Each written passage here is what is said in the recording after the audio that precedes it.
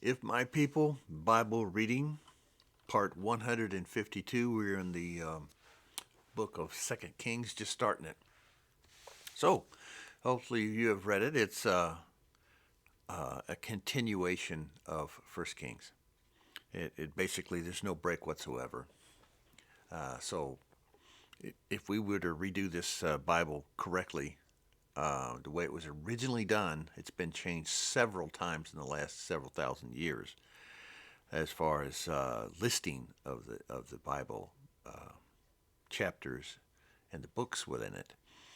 Um, it just would have been Kings, the Book of Kings, and it just denotes everything from the the I will hear and obey, I will follow the covenant, just like it was with Adam and Eve. You didn't hear a yes or no in the Garden of Eden, and you weren't given 613 Torah laws or 10 commandments in the Garden of Eden, because the heart, the mind of Adam and Eve was pure.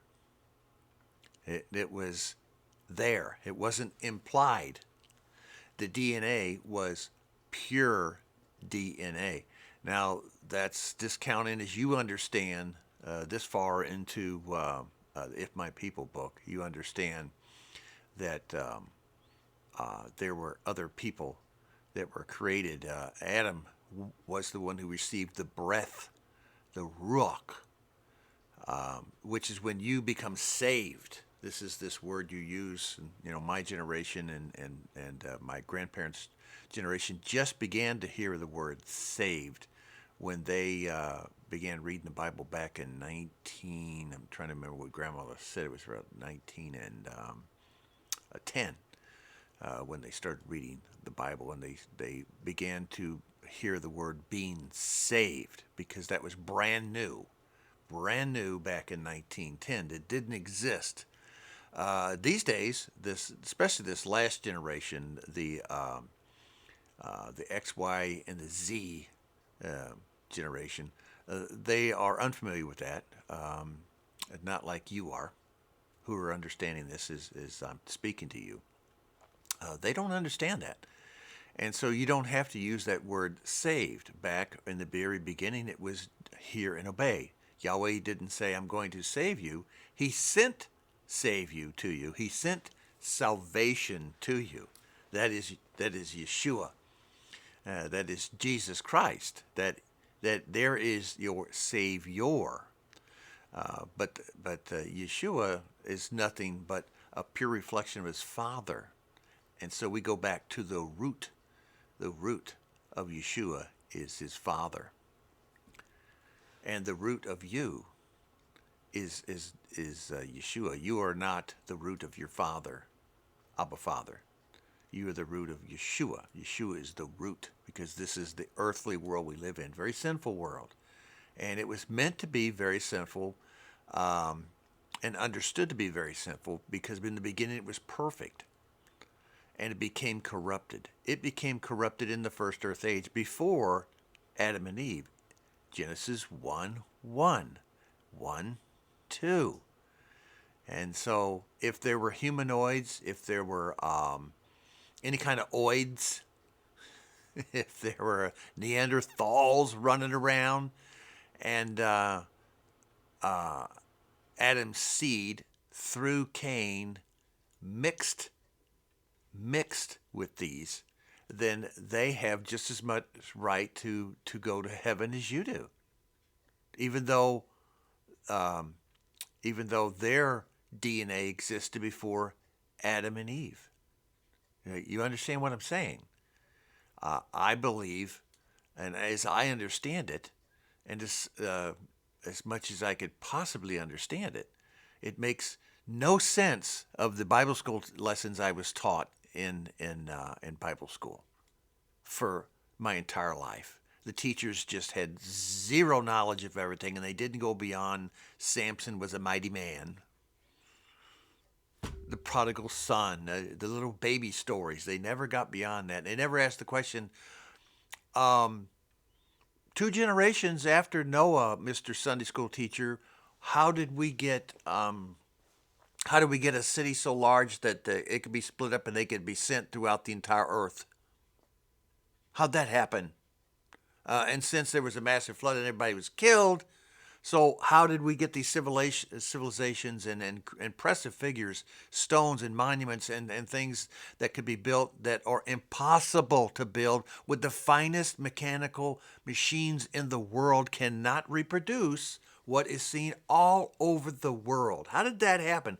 And everybody goes just blank in Sunday school, and they go, well, okay, it's time for church, and you never get an answer. What we're presenting in this, If My People Bible reading, is very understandable answers, because every single time Yeshua said, this is not my seed, it's not just a play on words. He means it. His seed in the beginning was not Torah. His seed was us. He planted our seed, Yeshua. We are his, and he knows his sheep. And if he knows his sheep, that's the if and then and therefore and so forth. If there is a I know my sheep, then it would have to be this. Either everything on this entire planet is his sheep, not true, or there must be other sheep. And how did those other sheep get there? That's why you're understanding this in 2 Kings. You have to have understand this by now, or you've just given up. I'm not going to listen to this guy no more. I've tested him and he's failed. Really? Okay? That's okay. Now we're in the 2 Kings. Let's do it.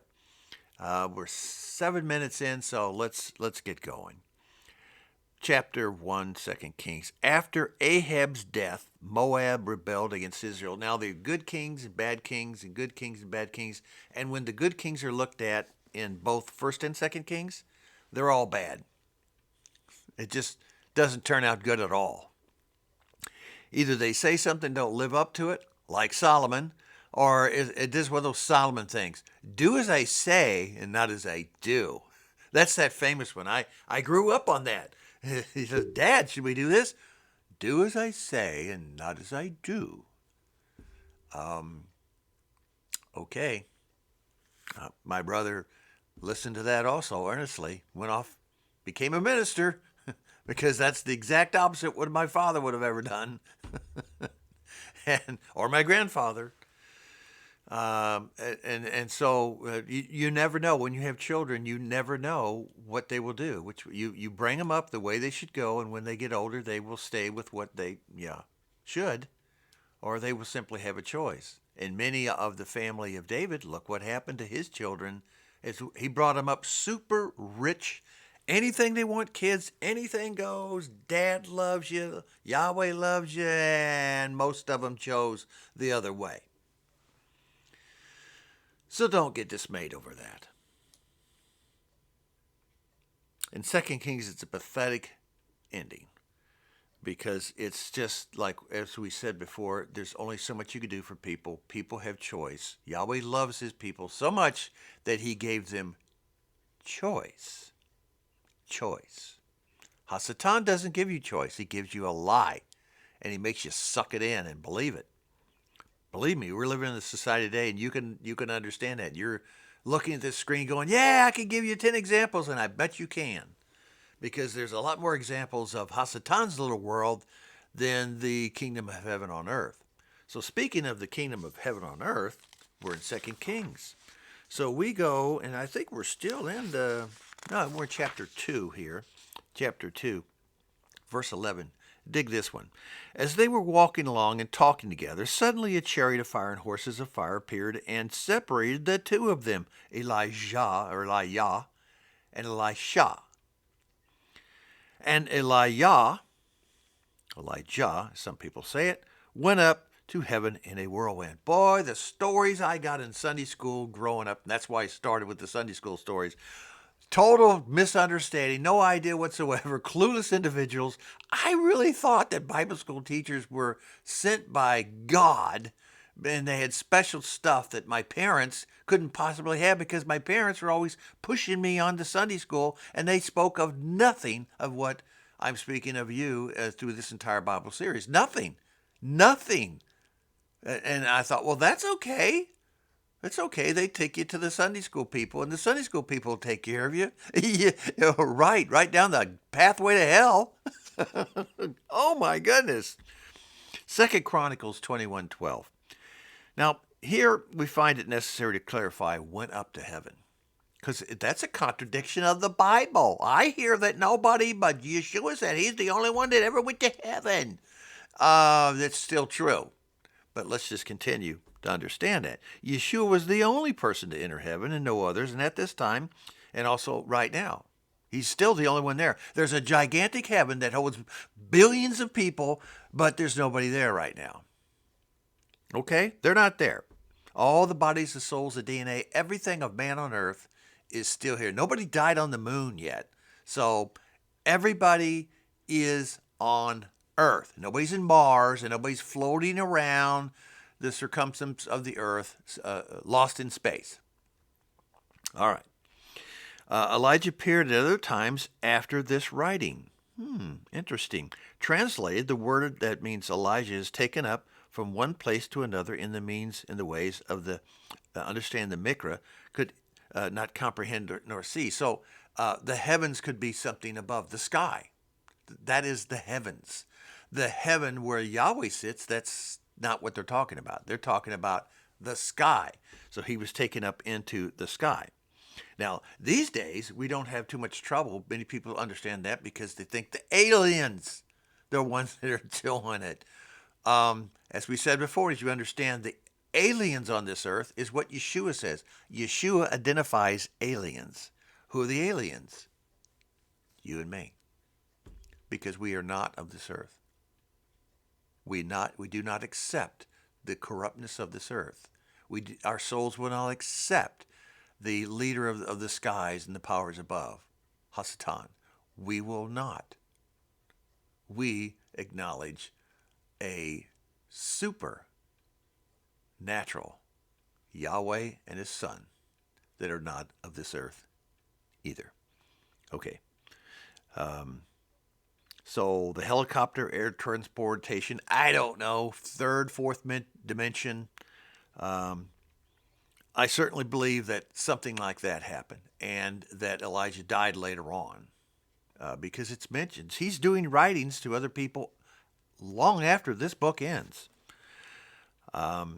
Elijah's whereabouts after he left were mentioned in 1 Kings 18:11 through 12, 2 Kings 2:16, and he also wrote to King Jeroboam 2 Chronicles 21:12, detailing that he was still on earth. There is no record of his death. Yah's ways are Yah's ways, and man cannot begin to understand them. Then we get down to verse 23, and Elijah's getting in a situation near Bethel, the house of the very key thing in the future where the sanctuary and the oblation area is going to be north of Jerusalem, not in Jerusalem, but north. And it's in most all Bibles it says young men, and you're thinking how terrible that Elisha damaged and hurt a bunch of kids, children. All right, let's get into Hebrew. A young man is like when Abraham was talking about, and Abraham, Isaac, Jacob, and so Jacob, and they were talking about their sons. They were talking about them being young men. Noah, same thing, young men. Young men is like real young men, like kids, would be 34, 35, 36, 37, 40 years old. That is young men. Those young men, they were up to hell and damnation, and they got it. They asked for it, and they got it. So there goes that. We don't have to explain that anymore. 2 Kings, as we go through it, I wanted to do one more thing here, or else we'll pick it up in the next one. And that has to do with chapter 23. It says, verse 3, the king stood by the pillar and renewed the covenant in the presence of Yahweh to follow Yahweh and keep his commands, regulations, decrees. Here is once again the promise to keep the commands. So it's not like they did it wrong once back in Exodus and that's the end of that. Yahweh just said, heck with them. That's not true. He listened to them. He would bless them if they would hear and obey. It is conditional. All right. See you at the next one.